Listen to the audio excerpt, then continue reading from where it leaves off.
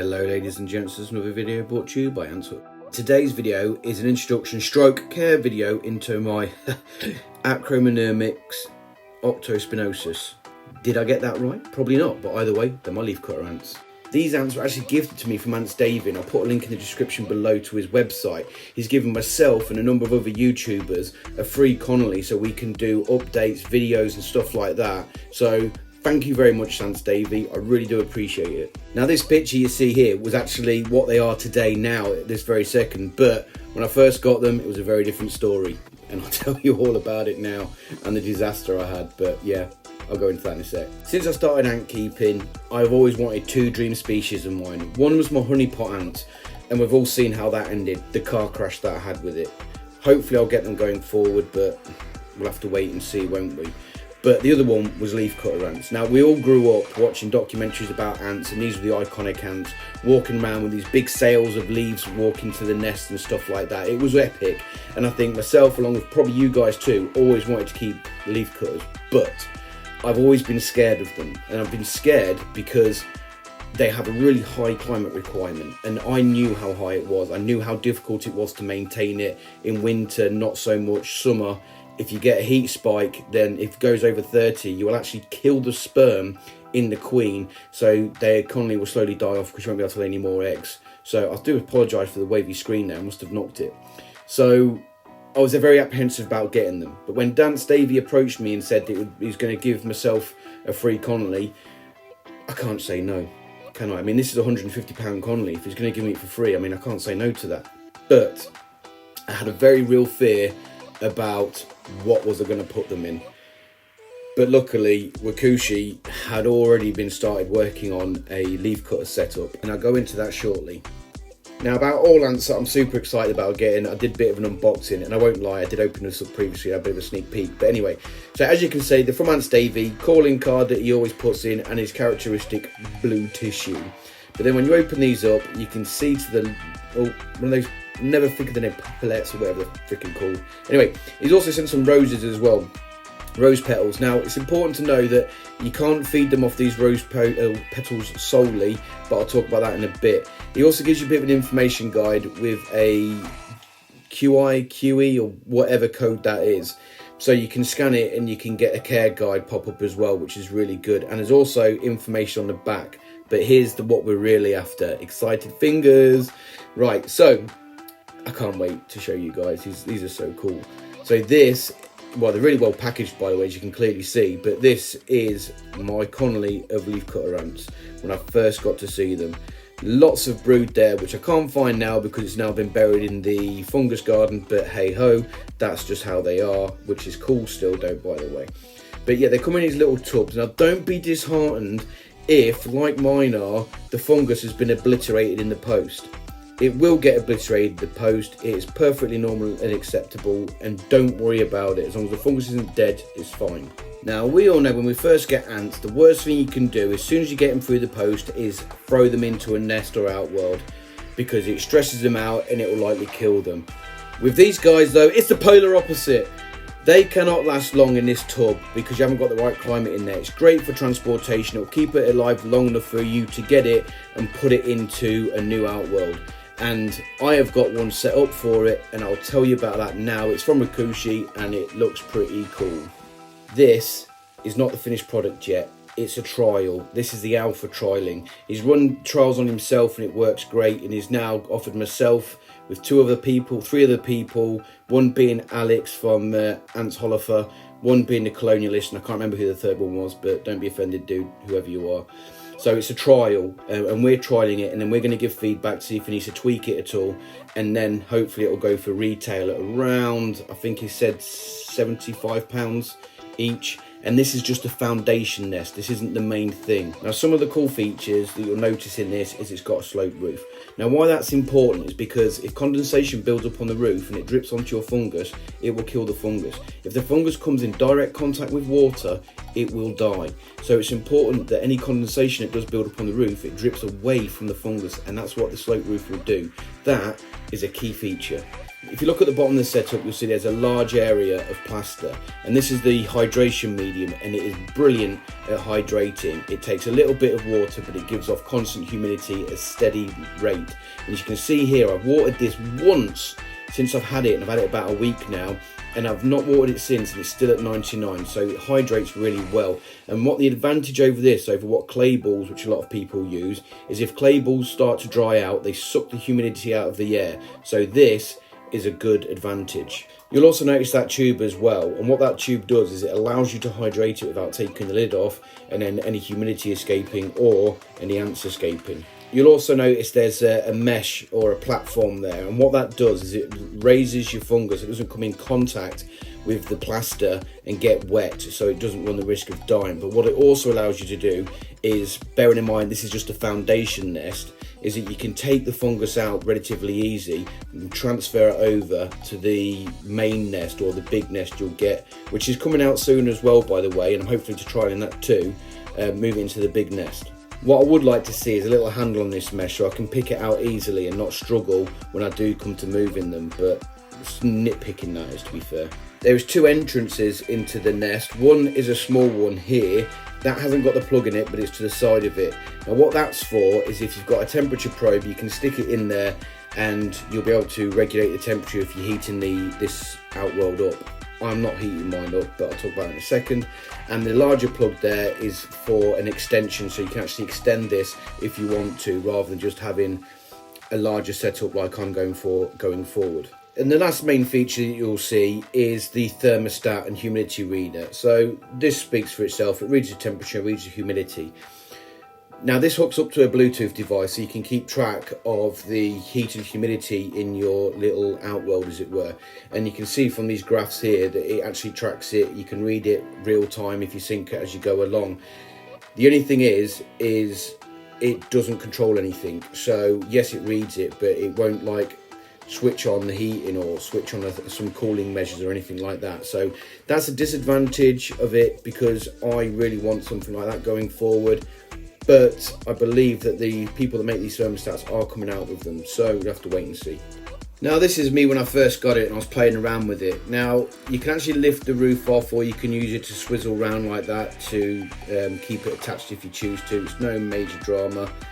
As I talked about, this is it's not fixed at all, well, apart from when I do something stupid like that, like, oh, that pops out too.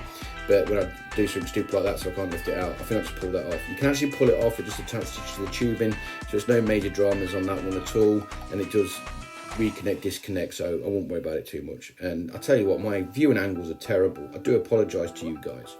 But anyway, so this pulls out, which will be great because you can then transfer the fungus, like I said before, to different outworlds and stuff like that. These plugs, and I've actually mentioned this to Wakooshi, they just sit on it. They don't actually fix snugly at all. So if you do move it around a little bit, they do run the risk of popping out. I think Wakooshi said he's going to address that anyway because he was aware of it. But still, it's not a great thing at the moment. And what I actually do when I set this up, I think you might see it in this video actually, is both holes, just to be safe than sorry, I plugged them using cotton wool as well as these little plugs, which this one was a right little pain to get in, as you can clearly see me messing around with. And this is what's talking about the hydration area. It is huge.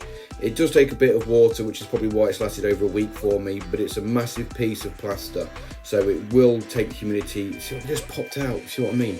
It's a bit fiddly and a bit silly, but yeah, it just pops out. I've already humidified it at this point. Looking at the reading on the thermostat, I'd say I had already humidified it, but I think I'll show you how it gets done anyway. I can't remember, I did this ages ago. I'm just excited about having my leaf cutters, man, leave me alone. Anyway, so as you can see there, I used the cotton wool to plug the ends in because I was obviously a bit concerned about how loose those plugs sat. But like I said, Wakooshi said he's going to sort that out, so fair play. Now it's for the hard bit that turns into a car crash, but I'll go on to that in a second. But first off, I need to get a little outworld like this. This is the Ant Boy Elite Nest, Elite Outworld, I think it is. It's definitely an Ant Boy UK one anyway.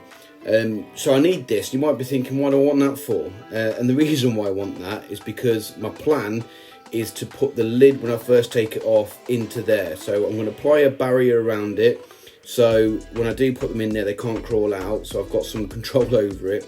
But I'm going to put the lid in there, and then I'm going to put the fungus in the main outworld. Try and fail.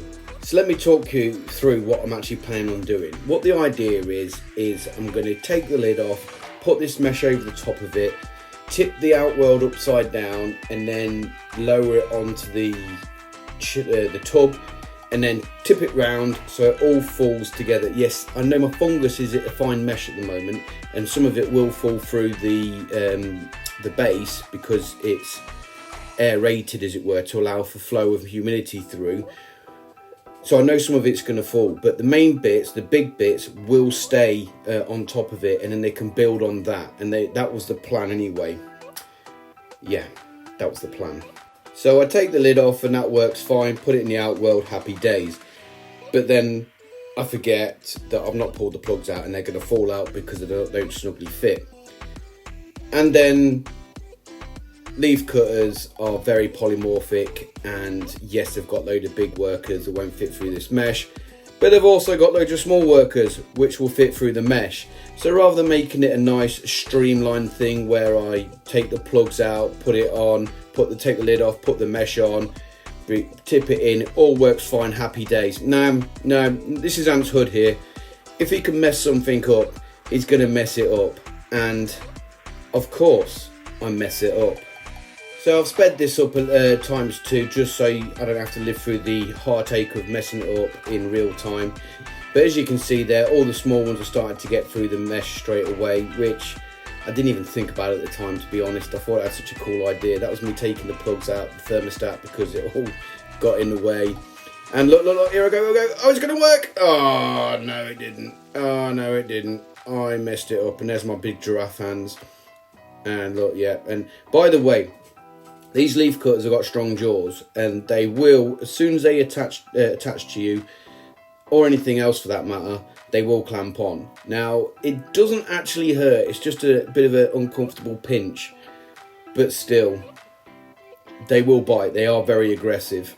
And as you can see here, I've not put the mesh in properly. It's at akimbo, doesn't fit in the right holes. All the fungus has gone to the floor, and I've practically got nothing left in the tub. I completely made a dog's dinner of this. Yeah, complete dog's dinner. I don't even know how else I can say it. It was a car crash. And by the way, that bit at the bottom is just a bit of barrier. So, assessing the damage, I've got fungus underneath the mesh. I've got it all on the moist surface of the, the plaster is the word I was looking for.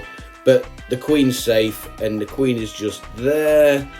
Just make her out. So how do I rescue this situation? To tell you the truth, I panicked a little bit, but I decided the best method would be a spoon. So I literally got a teaspoon from the kitchen. Didn't tell the wife, by the way, and probably just still doesn't know about it.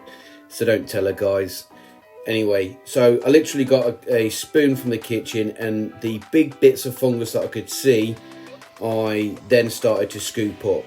Now, if you guys do this, do not panic.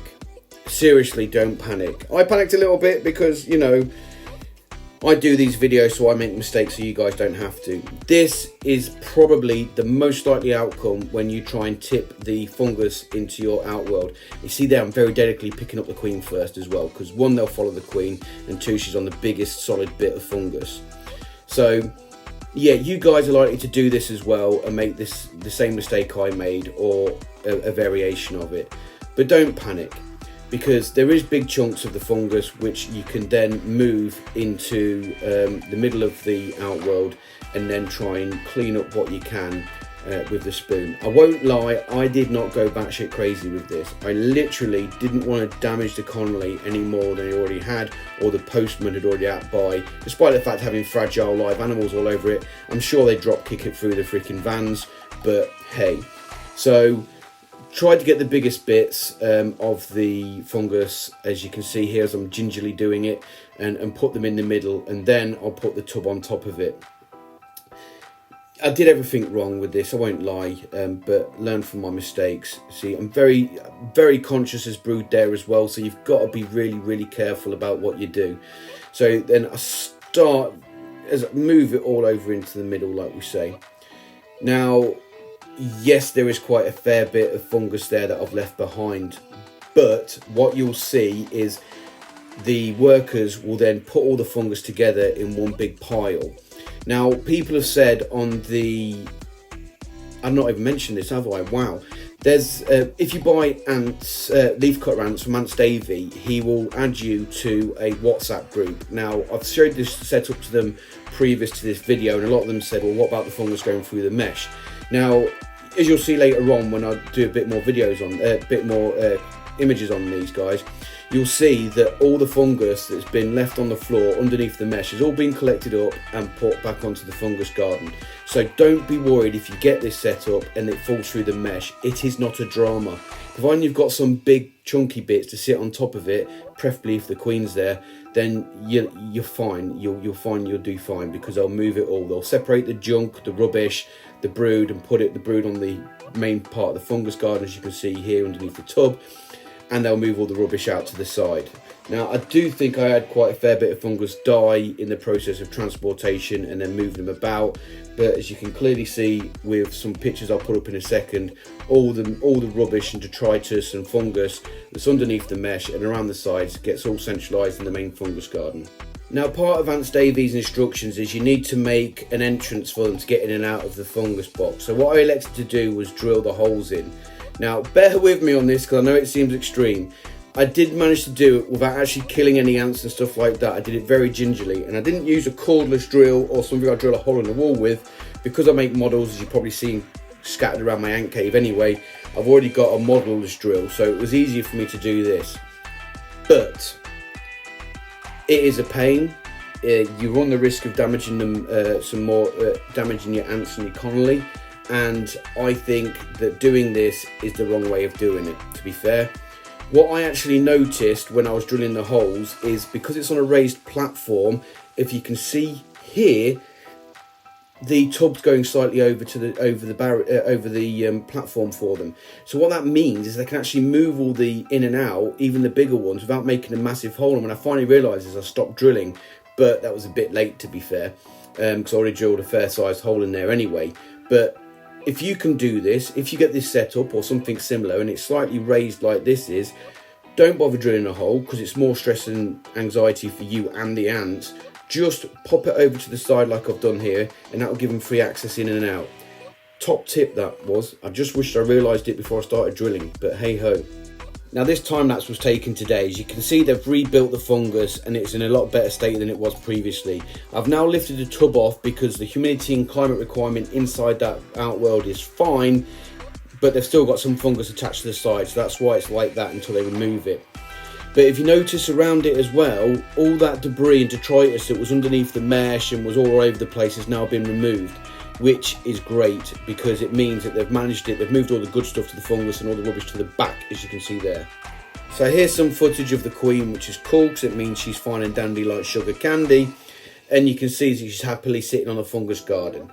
But let's talk about climate requirements for these guys. Now, the fungus chamber, and this is the most important part of the colony, so you need to pay attention here. The temperature needs to be 23 to 26 degrees with a humidity of 90 to 100%. The foraging area needs a temperature of 21 to 28 degrees with a humidity of 50 to 70%. And the garbage chamber needs to be 21 to 28 degrees with a humidity of 30 to 60. Now, why you wondering is why have I just said 3 different temperatures and stuff like that? Because the standard leaf cutter setup, which the Wakooshi main setup will be, needs 3 chambers. One chamber needs to be for your fungus garden, one chamber is the foraging area where you put all the leaves and stuff like that for them to feed, and the other one is for the trash, because they keep the trash as far away from the fungus as they possibly can. So that's why they need 3 outworlds. Now, this concept is going to be very alien to any experienced ant keeper. Do not feed these anything other than leaves, unless it's a little treat.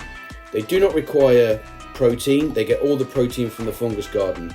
And listen here, guys, do not feed them honey water or any other sweet treats, unless it's a little treat, of course. Because if you start regularly feeding these honey water and stuff like that, they will lose interest in the fungus garden, they will lose interest in collecting leaves, and your colony will just die. And that's the crux of it, guys. I can't really sugarcoat that anymore. No pun intended. So what kind of leaves can you give these girls then? As we're moving into winter, it only seems right to start with that first. So these are the kind of leaves that you can use, such as privet leaves, rose leaves, bramble leaves, elderberry leaves. They're nice and soft leaves, and that's what you kind of want to look at. You don't want to look at anything that's got like a waxy surface to it, because they just won't bother. It's too tough for them. So in the summer, you've obviously got all the stuff you can use in winter as well, but now you've got flowers, but make sure they're not from a florist, and I'll explain why in a second. And you've got trees such as oak willows and aces and periwinkles and stuff. So you've got a lot more stuff that are open to you. So you should be fine in the summer, but you'll be fine in winter too, to be fair. Here's another big one for you guys. You need to remember, if you buy anything from a shop to feed your ants, make sure it's organic, because stuff like spinach, veg, fruit, anything like that, even flowers from a florist, have all been treated with insecticides. That was what I was looking for, insecticides. And they will kill your ants. Even if you clean it, there's still a chance that you could still kill your ants. So be very mindful of that. And equally, if you're collecting leaves and stuff from the wild, make sure it's not anywhere it's like to be treated with anything like weed killer or anything like that. So if you're picking it from the wild, pick high up. That's what I did. That's what I do.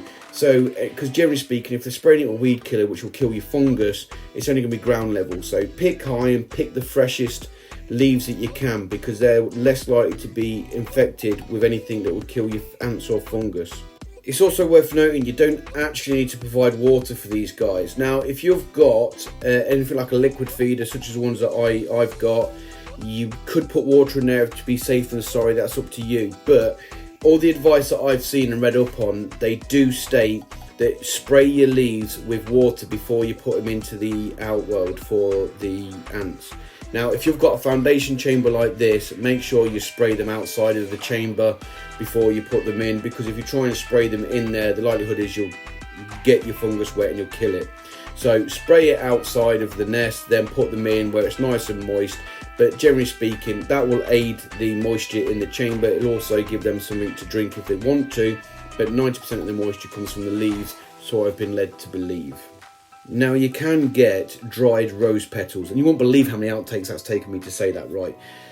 But like I said before, they are not good enough on their own. They need to be supplemented with fresh leaves, because that's where they get most of the moisture from. So yes, they'll do short term, but long term you really need to supply some fresh leaves for them. So bear that in mind. Now, I would like to say that most of the information I've got has actually come from the care sheet that Ants Davey provides on his website.